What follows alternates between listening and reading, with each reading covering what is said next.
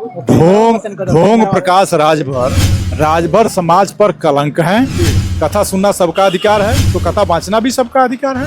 संविधान की बदौलत ये संविधान का शपथ लेकर और संविधान का अपमान कर रहे हैं। हमारे साथ हैं सलेमपुर के सांसद रमाशंकर विद्यार्थी।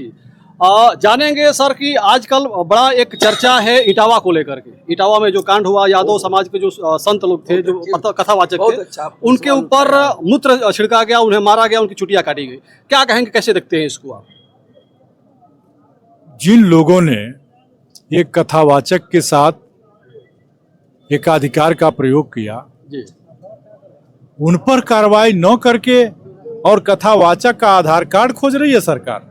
मुकदमा आधार कार्ड अगर खोज रही है, मुकदमा कर रही है, तो ये तो थाने का विषय था। ये कथा करते समय जो लोगों ने मारा, उन पर FIR क्यों नहीं है? उन पर क्यों नहीं कार्रवाई हो रही? उन पर क्यों नहीं कार्रवाई हो रही है? तो यह सरकार अपराधियों को बचाती है और निर्दोषों पर कार्रवाई करती है। इस मामला में ओम प्रकाश राजभर का एक बयान आया सर कि ये जो यादव है, यादव पहले तो सभी जो पिछड़े वर्ग की जातियां हैं सबका अधिकार छीनने का काम किया, और ये ब्राह्मणों का अधिकार अब छीनने लगे हैं। तो इनके साथ ठीक हुआ, ऐसा ही होना चाहिए, ब्राह्मण ऐसा करेंगे। ढोंग प्रकाश राजभर समाज पर कलंक है। राजभर समाज पर कलंक है। राजभर समाज पर कलंक है। कभी छत्री को गाली देते हैं, कभी ब्राह्मण को गाली देते हैं, कभी देवी देवताओं को गाली देते हैं, और कभी यादव को गाली देते हैं। तो ये राजभर समाज पर कलंक हैं। अब ये सत्ता के मद में पागल हो गए हैं, इनको आगरा भेज देना चाहिए। उनको आगरा भेज देना चाहिए। उनका कहना यह भी है कि यादव का काम है दूध धोना, राजभर का काम तो बताया नहीं, और जैसे मछुआरा काम था मछली मारना, चमार का काम था, और लोहार काम था मूली निकालना।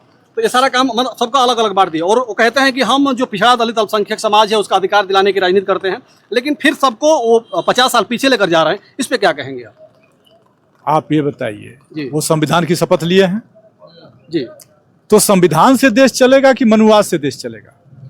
ऐसे लोग विक्षिप्त लोग हैं जिन परिस्थितियों से देश निकलकर आज आगे बढ़ रहा है। संविधान की बदौलत ये संविधान का शपथ लेकर और संविधान का अपमान कर रहे हैं। पुरानी बातों को ला करके नफरत फैलाना चाहते हैं। अच्छा, इस मामला के बाद कहीं ना कहीं जो यादव समाज के लड़के, युवा लड़के थे, वो वहां पे जाकर के हंगामा किया इटावा में। उसके बाद समाजवादी पार्टी की ओर से बयान आया कि हमारे लोग नहीं थे, तो हम नहीं पहचानते हैं। इस पे क्या कहेंगे आप? ये नफरत फैलाने वाले लोग हैं। ये खुद हंगामा करते हैं। अच्छा।